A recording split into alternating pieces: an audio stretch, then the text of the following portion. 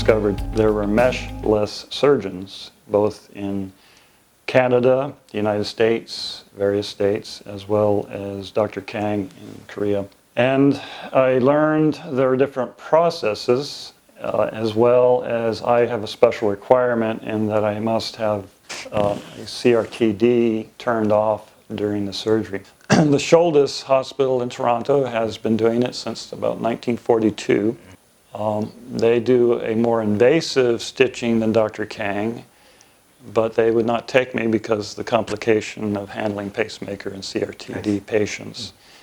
The same applied to all of the other mesh-free surgeons in the USA. They did not want to do anybody but a simple, straightforward surgery. They didn't want to handle any complications. So when I investigated the different style of surgeries, even meshless surgeries, there are several styles. I liked the way Dr. Kang handles the operation. He does not put you under general anesthesia or put you unconscious with gases, nor with a sedative process, because he wants to be able to speak to the patient during the surgery and ask them to cough in order to find the perimeter of the hernia, and therefore make certain that he's covered and gotten the entire hernia repaired without any mistakes.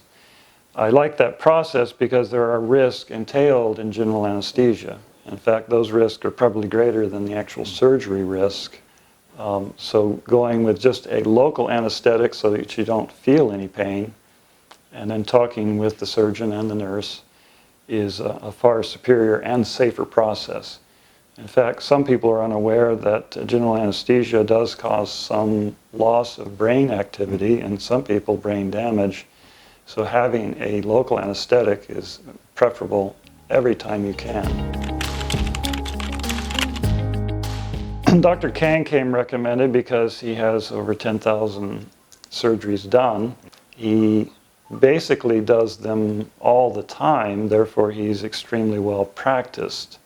Some of the surgeons I talk to in the United States only do about 3 or 4 a month because they're just general surgeons. They're not specialists like Dr. Kang.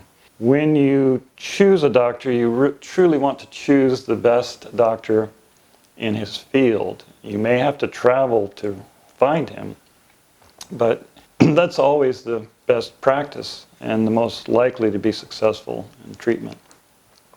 So that's basically it. Dr. Kang took my case because I had a special complication.